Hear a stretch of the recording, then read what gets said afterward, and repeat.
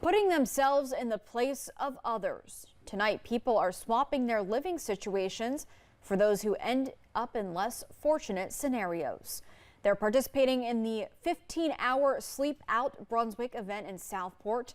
Attendees will trade sleeping in their beds for their cars or even tents.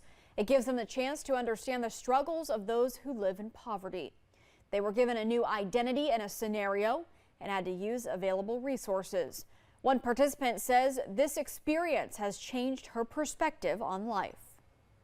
It just gives you a different perspective. You know, you're all comfortable and you're not really thinking about other people, but being in this, it forces you to think about what people have to go through day by day. It just makes you more appreciative of the things that you do have.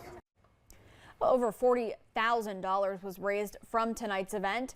If you'd like to help support Brunswick Partnership for Housing, you can find those details over inside this story on our website.